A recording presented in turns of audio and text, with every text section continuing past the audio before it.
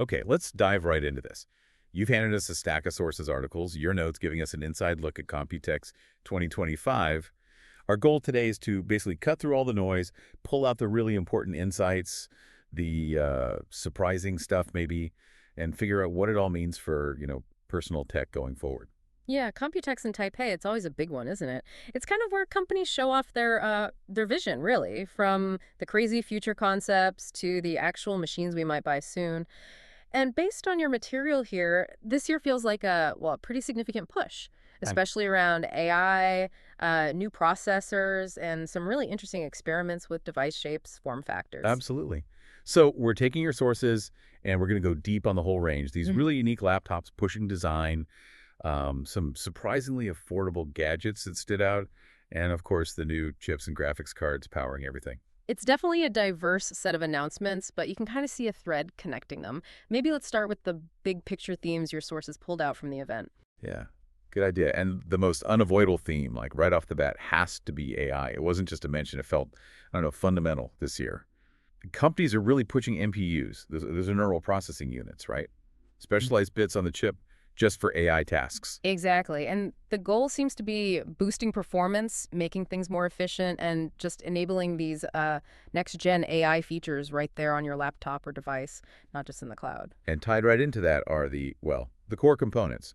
Your sources flagged Intel teasing their next-gen Panther Lake processors. Right, and new GPUs too. From Nvidia, we saw mentions of the RTX 5060 and 5070 series, and from AMD, the RX 9060 XT. These are basically the engines driving everything, especially those new AI features. What also struck me from your material is that it wasn't just, traditional computers. Gaming handhelds popped up, some unique keyboards, other little smart gadgets too. Yeah, which really underlines that personal computing isn't just about the standard desktop or laptop anymore. It's becoming more about specific experiences, tailored tech for different parts of our digital lives. Okay, let's jump into what your sources called out as the most unique laptops. These are the ones where companies are really like experimenting. Bold designs, new form factors. Yeah, this section was really interesting. That whole foldable concept, for instance, it keeps evolving. And the Huawei MateBook Fold Ultimate design looks like it's pushing that pretty hard. Tell us about that one. What makes it different from other foldables we've seen before? Well, the key thing seemed to be the display size and its shape. It's got this huge 18-inch LTPO OLED display. 18 inches. Foldable. Yeah, unfolded. And that LTPO tech, that's low temperature polycrystalline oxide, it's important because it lets the screen vary its refresh rate, save power, and it's sharp 3.3K resolution with a sort of squarish 4.3 aspect ratio when it's open. So you get this massive workspace, but then it folds down to something more manageable, like a 13-inch laptop size. Your source mentioned it's super thin too, like 7.3 millimeter. And light, 1.16 kilograms, plus a premium leather finish. Huawei's also apparently claiming it has the largest folding hinge out there, 285 millimeters. Sounds like a real high-end piece. Okay, and it runs Harmony OS. The source suggested that hints at better integration if you've got other Huawei devices. Yeah, potentially smoother workflow between your phone, tablet, laptop, if they're all in that ecosystem. That seems to be the idea. All right, let's completely switch design philosophies now, but still in that unique category. The Razer Blade 14 looks conventional, but it's all about packing power into a thin chassis. Exactly. Razer's thing here is performance density. Your source called it the thinnest 14-inch gaming laptop at the show, 15.7 millimeter thick, 1.63 kilograms. Pretty impressive. Yeah, for something that can actually game. And the screen sounds nice too. 14-inch OLED, 2.8K, 120 Hz refresh rate, and that wide DCI P3 color gamut. Right, that DCI P3 coverage is good for more vibrant colors, nice for gaming, but also if you do any creative work, photo editing, that kind of thing. And inside, it's got the new AMD Ryzen AI 9 365 CPU. Your sources mentioned it hits up to 50 TOPS of AI performance. Yeah, TOPS, trillions of operations per second. That's becoming the benchmark for how well a chip handles AI stuff locally. Higher TOPS means faster AI features right on the device. And that's paired with new NVIDIA graphics.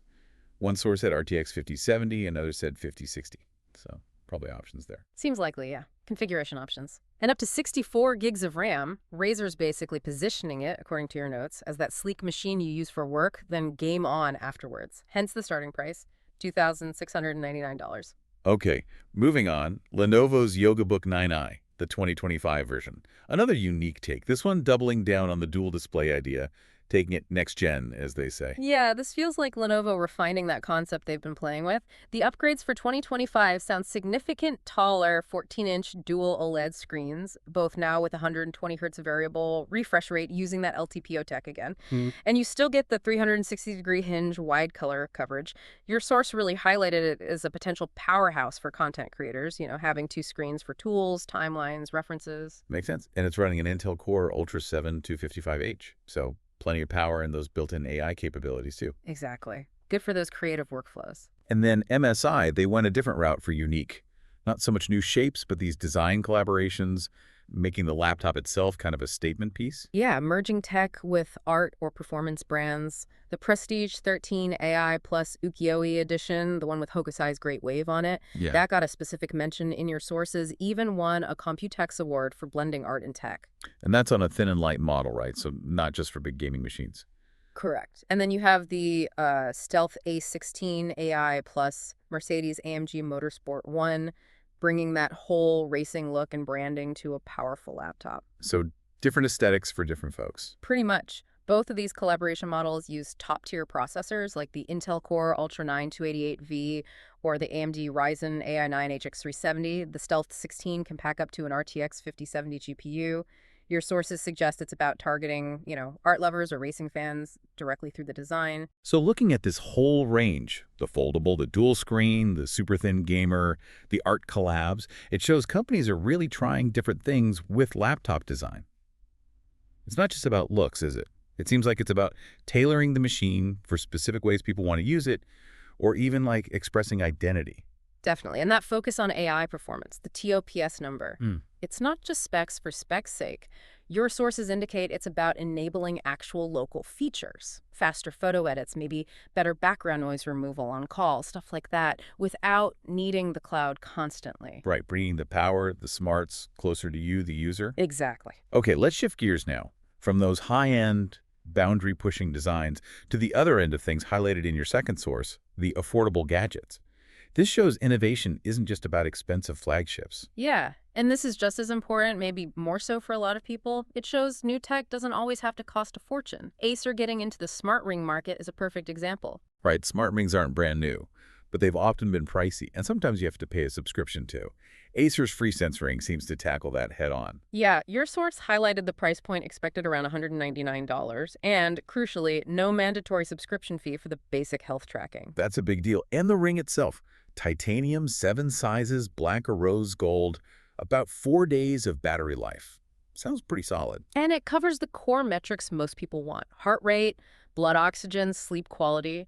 Your source says it should be available summer 2025, so it's coming soon, as a more accessible option. Okay, another interesting peripheral, this one definitely for gamers, the Asus ROG Falcata split keyboard. This is a cool ergonomic idea. It's split, obviously, but the unique bit is you can apparently completely ditch the right side. Just use the left half for your WASD gaming. Huh. And it's wireless. Uses those long-lasting magnetic switches, 100 million key presses, allows for flexible positioning. Exactly. Your source did mention the connector cable between the halves felt a bit awkward if you do use them connected, which is, fair feedback for something designed to be split wirelessly. Pricing is still TBD, but also aiming for summer 2025. And staying with gaming, but making it more accessible financially, the Asus TUAE-18 got highlighted as an affordable gaming laptop with some of this new hardware. Yeah, a starting price around $5,599 for an 18-inch model. That definitely puts it in a more reachable category than a lot of high-performance machines. And your source says it's got the new Nvidia RTX 5060 GPU paired with an AMD Ryzen 7 260 processor, plus a 2.5K 240Hz display and upgradable SSDs. Sounds like a solid package for the price. It does. You're getting current-gen features and decent gaming performance without breaking the bank, potentially. So these examples, the affordable ring, the niche gamer keyboard, the mid-range gaming laptop, they really show innovation happening at different price points. Your sources suggest a real effort to make useful tech and good performance more widely available. Absolutely. Bringing value and specific features to different parts of the market. It's not all just about the absolute cutting edge. Okay, let's circle back to the processors we touched on earlier, specifically that Intel Panther Lake, T's, and maybe some other devices using the latest chips, like those gaming handhelds. Right. So Intel's Panther Lake, teased as the successor to their current Lunar Lake chips. The main focus, according to your sources, seems to be pushing power efficiency even further while boosting performance, especially for AI stuff. And expected in actual devices early 2026. That's the timeline mentioned. And what's interesting is how companies like MSI are already designing for these chips. Your source mentioned MSI has a whole new line of thin consumer laptops specifically built around Panther Lake. Oh yeah. What did the source say about those? Well, 14 and 16-inch OLED displays, different colors, and get this, a reported 24-hour battery life. 24 hours on an OLED machine. That's, Ah. wow, if that holds true. I know, right? That would be incredible. They're designed specifically with these future AI chips and workloads in mind, targeting that mid to upper mid-price range, also expected early 2026 in the US. That really shows the tight collaboration needed between the chip makers and the device makers to actually deliver on promises like super long battery life or efficient AI. Definitely. You need that hardware and software optimization working together. And we can't talk new chips without hitting the gaming handhelds again. Your sources covered those too. Seems like that market's really heating up. It definitely is. More powerful mobile chips are making these things genuinely viable. MSI showed off the Claw A8, their next version. This one uses an AMD Ryzen Z2 Extreme chip, has a bigger 80 watt battery, which could mean longer play times and up to 24 gigs of memory. And they gave it a bit more of a gamer look, right? New colors like lime green. Yeah, leaning into that aesthetic. And then Zotac jumped in with their Zone handheld. What were the specs on that one? A powerful chip again, Ryzen AI9 HX370. Up to 32 gigs of memory. Sharp 7-inch 120 Hz AMOLED display. But the unique bits your source pointed out were things like running on Linux with their own One Launcher software, Okay. dual trackpads below the joysticks, kind of like the Steam Deck, and even a built-in front camera and mic. A camera and mic on a handheld. That's different, maybe for streaming or chat without needing extra gear. Could be. Your source did say the Zone is still in development, so things might change.